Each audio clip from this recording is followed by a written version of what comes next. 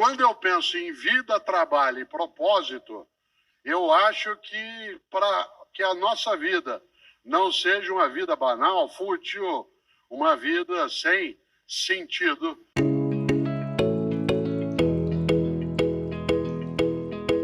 Eu gosto mesmo de lembrar o quanto que é impactante algo que está num dos evangelhos. Para uma pessoa aqui, entre nós que tem algum acesso à Bíblia dos cristãos, já deve ter notado, os cristãos têm 4 relatos oficiais sobre a vida de Jesus de Nazaré, que são chamados de evangelhos, os evangelhos canônicos, são 4 deles. 3 deles são sinóticos, isto é, eles contam uma história paralela, que é o evangelho de Mateus e Lucas, e de Marcos, e um não é sinótico, que é o evangelho de João. Mas, no evangelho de Marcos, tem uma expressão, e tanto faz se você tem religião ou não, porque essa é uma escolha tua, tanto faz se é cristão ou cristã, essa é uma escolha tua, você pode ter ou não ter, mas há algumas formas de aconselhamento que nos servem. No evangelho de Marcos, há ali o registro de uma fala que ele atribui, claro, a Jesus de Nazaré, que está ali no capítulo 8, em que Marcos escreveu uma das frases que mais me perturba, no bom sentido. Que há coisas que nos perturbam no mau sentido. Há coisas que nos perturbam e nos fazem ficar chateados, tristes. E há algumas coisas que nos perturbam fazendo com que a gente pense, reflita, medite.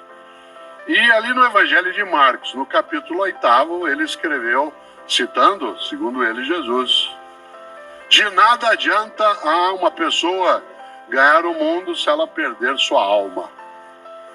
Aliás, o texto original é: de nada adianta a um homem ganhar o mundo se ele perder sua alma. Em outras palavras, de nada adianta você ter tudo se a tua identidade, tua autenticidade, teu propósito, isto é, tua verdade, ela vai por terra, ela desaba, ela é esmagada. Essa frase vale pensar, porque essa frase nos coloca um impositivo, nos coloca algo que a gente chama em filosofia de imperativo, que é nós entendermos que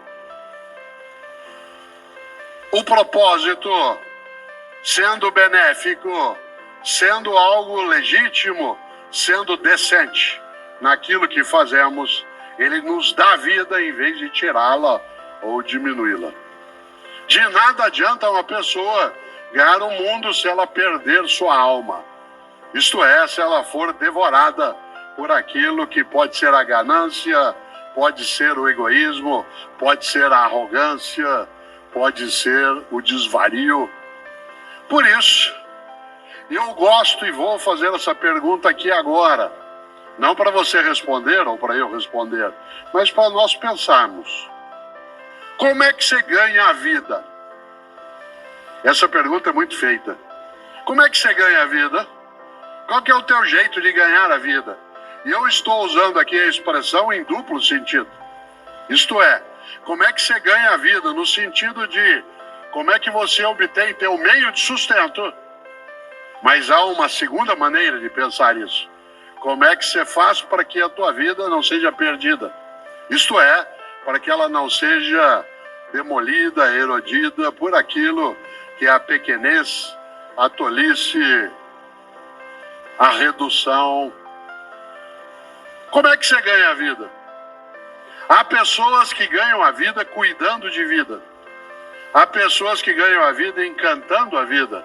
E essas ganham a vida nos 2 sentidos, de modo muito mais denso. Há pessoas que ganham a vida apenas no sentido material, do sustento econômico, do acúmulo de patrimônio, que não é ilegítimo se agregado à ideia de ganhar a vida no outro modo que eu aqui lembrava. Uma pessoa que ganha a vida, ou seja, que não a perde, não a desperdiça, não faz com que ela se esvaia, é uma pessoa marcada por uma grande decisão. Ter uma vida com propósito, ter um trabalho com propósito. Uma das frases mais curiosas que eu ouço no mundo das empresas ou no mundo do trabalho em geral é uma que eu vou dizer agora. Quando a pessoa vira e diz assim, olha, eu adoro o meu trabalho, mas eu detesto o meu emprego. Eu adoro o que eu faço, mas eu detesto o meu emprego. Isto é, o lugar, o modo de ação, aquilo que é necessário que se tenha como convivência. E você tem também o outro modo. É assim, eu adoro o meu emprego, mas eu detesto o meu trabalho. Ou seja, gosto de ali estar, gosto daquela convivência, mas aquilo que faço não me realiza. Uma das coisas mais bonitas, e eu gosto de fazer isso, há um livro que dá título a esta reflexão, chamado Por que Fazemos o que Fazemos? E ele trata disso, né, que eu estou aqui dizendo agora. Ele não é o único. Houve uma época em que, ao término de uma atividade, não era tanta gente, havia uma sessão de autógrafos. Hoje a gente não consegue mais fazê-lo pelo número de pessoas e também pela necessidade de proteção nossa em relação a algumas das coisas que nos circundam. Mas hoje há um outro modo, que eu não chamo mais de autógrafo, eu chamo de fotógrafo. Né? O que é isso? É quando eu terminar aqui, quando eu terminar a minha exposição, eu ficarei sobre o palco e, se você desejar, de modo tranquilo, ordenado, você se aproxima com a tua câmera e aí eu fico andando para lá e para cá, que nem um caranguejo, dado que eu tô, né? Vou até lá, depois eu volto, vou até lá e volto, e você faz uma selfie, se você desejar assim. Há pessoas que gostam de fazê-lo, depois posta. Mas se você tiver com algum dos meus livros, faça a selfie segurando o livro, né? Porque aí sai você, o livro e eu sorrindo, né? E isso é gostoso porque é uma forma de lembrança, de memória, que nos ajuda bem. E nesse livro, Por que Fazemos o que Fazemos, a primeira frase que nele está, isto é, o que nós chamamos de epígrafe do livro, é uma frase de um poeta gaúcho que eu tenho uma admiração imensa, que é Mário Quintana. Talvez seja o poeta que eu mais cite, né, nos lugares. O grande Mário Quintana, um gaúcho nascido em Alegrete e que faleceu, né, em 1994, no dia 5 de maio. É fácil lembrar, porque ele morreu na mesma semana que o Ayrton Senna. O Senna morreu, né, no domingo e ele na quinta-feira. Mário Quintana tem várias coisas maravilhosas. Uma delas, eu sempre que posso trago à tona, aliás, duas delas. Mário Quintana, eu já disse isso em algumas palestras, ou no mundo digital, mas gosto de trazer à tona. Mário Quintana tentou entrar 3 vezes na Academia Brasileira de Letras. 3. E foi recusado. Não aceitaram Mário Quintana na Academia Brasileira de Letras. Um lugar cheio de imbecis, e vários que não são. Um lugar que já teve vários imbecis e vários que não eram. Não aceitou Mário Quintana. Aliás, sabe quem não entrou também na academia? Carlos Drummond de Andrade, Clarice Lispector, Monteiro Lobato. Nesse momento está se candidatando à Academia Brasileira de Letras uma das pessoas mais admiráveis para mim, que é Maurício de Souza, um paulista nascido em Santa Isabel, mas que fez a sua vida ali em Mogi das Cruzes. Eu tenho 3 livros com ele. Eu faço o texto, ele faz as histórias com a Turma da Mônica. É uma pessoa, né, assim, incrível em termos de afago, de afeto, e que agora está se candidatando também.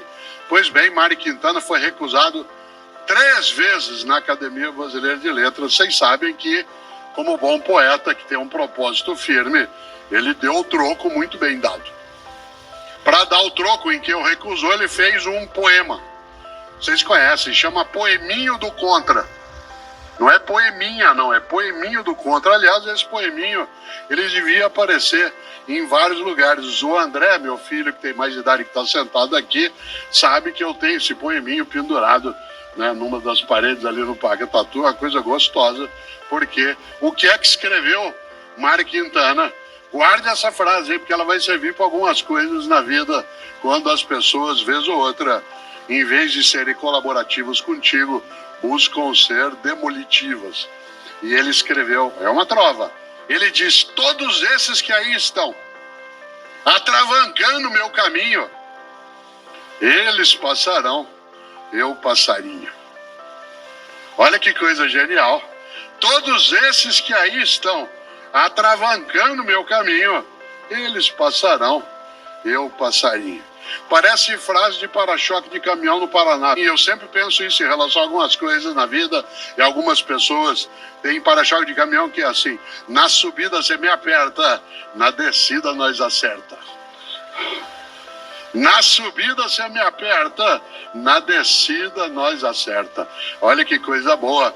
Mária Quintana tem uma outra trova que quase eu a disse, porque ela aparece como epígrafe do livro, né, que eu mencionei, o Porquê Fazemos o que Fazemos.